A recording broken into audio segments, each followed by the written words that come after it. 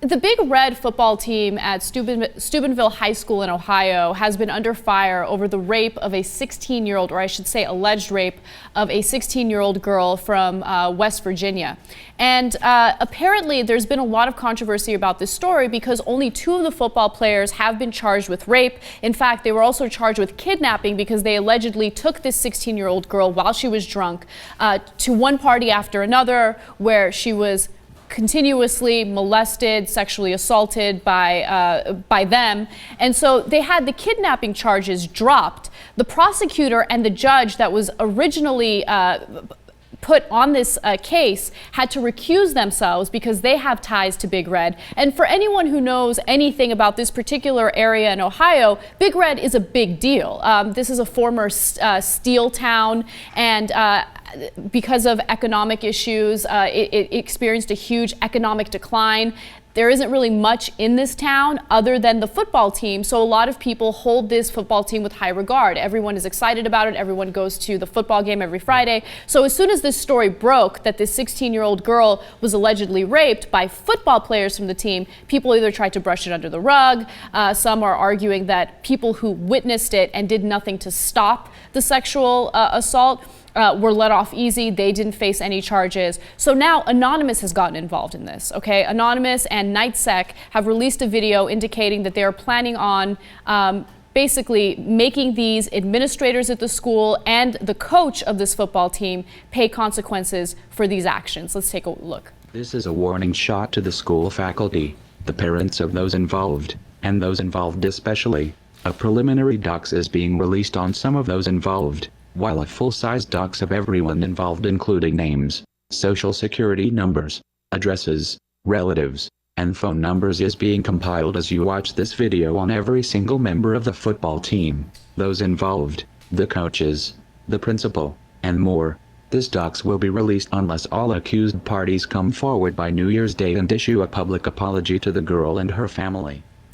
All right, so they're asking for a public apology by New Year's. I guess we'll see what happens, but of course there is a lot of criticism over what they're doing. They hacked into the website for Big Red's team. It's known as rollredroll.com. That's where they posted the video. And they also hacked into the email account of James Parks, who is the webmaster for that website. And they're telling authorities that his email might have child pornography and certain images that they should look into. But I don't know, Cenk, what are your thoughts on this story? Yeah, so I'm a little torn on it. First of all, I like the attention that they're giving it because oftentimes, you know, popular things in a town will get a pass. In this case, it happens to be the football team. And it's what they do to this girl is sickening, carrying her from party to party for sexual assault after sexual assault. And she was completely passed out. I mean, she would have moments of consciousness. I saw the picture where they're carrying her by her feet and her legs. In fact, let's go to that video. This is part of the Anonymous video. It kind of shows you the severity of this incident. Let's take a look. This is a call to arms. This is a call for the freedom fighters, for the outliers, for the forgotten. This is a call for intellectuals, a call for journalists. This is a call for free thinkers, a call for the intelligentsia. This is a call for poets, a call for the strong, and a call for the weak. This is a call to the youth, to the wise. This is a call to arms. So that gives you a sense of what was going on online. There were pictures taken, video taken of the 2 football players penetrating her with their fingers. I mean, It's just disgusting. And then they put out those tweets mocking her after they've sexually assaulted her. It's, yeah, because if a woman is passed out, she must be a slut and a whore, right? It's repulsive in so many ways. I like that they're exposing it. I'm a little concerned about putting out the social security numbers. I'm more than a little concerned. I'm not sure I agree with that and putting out all the private information. I think that putting out the videos and putting out what they've done is powerful, right? Definitely. But going further and saying, you know, they're going to begin to mete out the consequences, well, to me that's a little bit more troubling. So I'm also conflicted with this story because I know that what they're doing comes from a good place. And Anonymous, for the most part, from what I've read about them, they're trying to fight for justice, whether it has to do with some of the injustices on Wall Street or, stories like this where an individual has been hurt in a horrible way. They're trying to fight for justice. And I think that now, for some reason, now it's the age of vigilante justice. And I'm not saying it's a great thing, but the reason why it's happening is because our authorities aren't going far enough to protect people that need protection. So now you have this organization that's going through, or doing things that are illegal, that could get them into a lot of trouble, and they're doing it out of the goodness of their hearts because they want to fight for justice. Well, look, these two football players are awaiting trial. They're on house arrest right now, and they will begin their trial. I believe it's February 13th. It's definitely in February.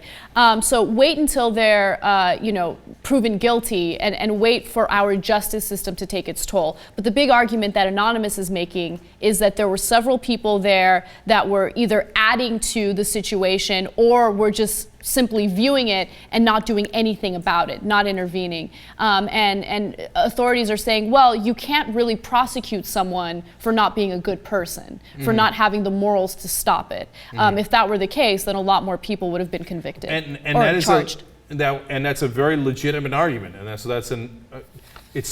one person doesn't get to decide for everybody else where you come out on that side of that argument. So and where does this stop?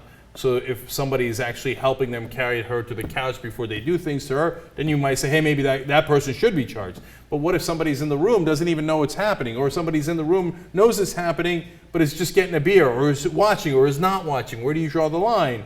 Well, that's really hard, and so that's why I think it goes a little too far when Anonymous makes the decision themselves. Here's where we're drawing the line, and revealing their personal information based on where we drew.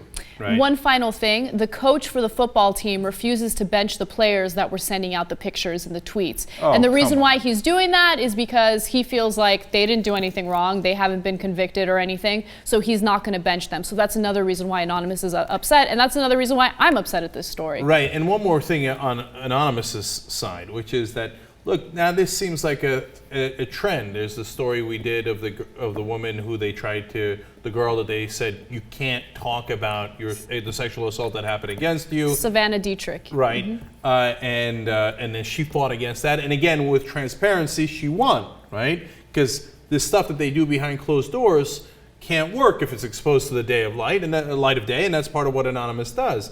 But the trend is, if a girl is drunk enough, well, that means that you can rape her, right? That means you can sexually assault her, and you can take pictures, and you could put it online. Well, you can't. It's past time that somebody laid down the law saying that is not anywhere near acceptable. And obviously, they're not exactly doing that at this town, as they let the guys continue to play football even, after you see the pictures online.